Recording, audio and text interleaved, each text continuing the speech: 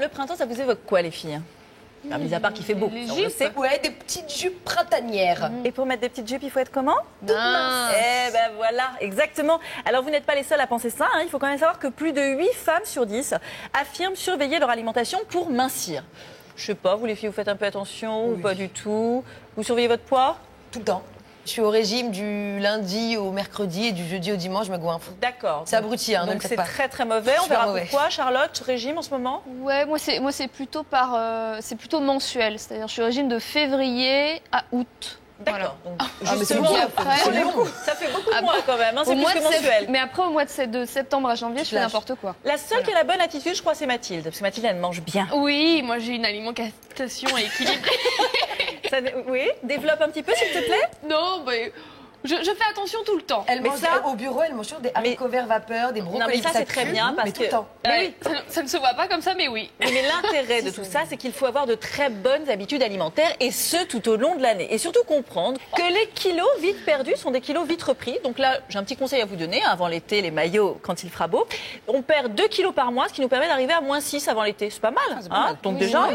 on estime qu'on a bien perdu. L'important, c'est de changer ses habitudes alimentaires en profondeur. Hein. Ça ne sert à rien d'essayer de faire des régimes éclairs sur une semaine ou deux, de tout perdre d'un coup. Il faut vraiment manger sainement, comme le fait si bien Mathilde.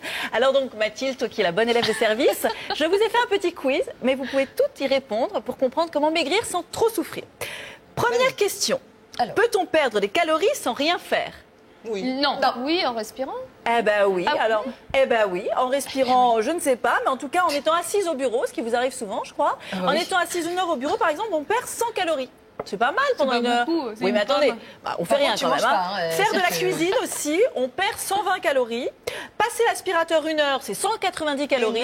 Une heure. Ah bah faut avoir un château, hein. Ah oui, il faut Accepte, hein, par il contre. faut un très très grand On va être très appartement. maniaque. Et sinon, effectivement, 30 minutes de marche par jour, ça on sait que c'est très très bien. Hein, je vous l'avais déjà expliqué. Faire l'amour 20 minutes, combien de calories? Beaucoup. 200. Eh ben, 300 les filles. Attendez, c'est hyper motivant ça quand même avant C'est l'été. tu vois 3 craquinettes par contre. Hein. Par exemple, J'aime beaucoup ton tableau de comparaison. Faire l'amour sera mieux que de manger des craquinettes. Alors, on passe à l'ennemi public numéro 1 qui est, en matière de régime, Gras. le grignotage. Alors, comment éviter le grignotage quand on rentre du boulot tard le soir, ce qui nous arrive toutes? On a très envie de craquer. on mange Comment des on fait? carottes, On boit un verre d'eau. On n'achète rien. on mange un chewing-gum. Ouais, alors là, j'ai envie de vous dire... On se lave les dents. Non, bon, tout est bon. Alors, on boit beaucoup de thé vert, on boit beaucoup de tisane. On a une espèce de sentiment de satiété comme ça. Mais surtout, on s'occupe l'esprit. Hein. Donc, on fait un brin de ménage, par exemple. On passe l'aspirateur. Tu ressens ton On aspirateur. fait du tricot, on joue au sudoku, enfin on fait des petites choses comme ça, très sympathiques. Il faut surtout comprendre que quand on mange, écoutez bien, c'est très important, le sentiment de satiété arrive 10 à 15 minutes après. Donc on écoute vraiment son corps, on mange tranquillement, on repose par exemple sa fourchette entre chaque bouchée, hein, parce que très vite on comprend que notre corps n'a plus faim, et donc ça ne sert à rien de se goinfrer, mesdemoiselles.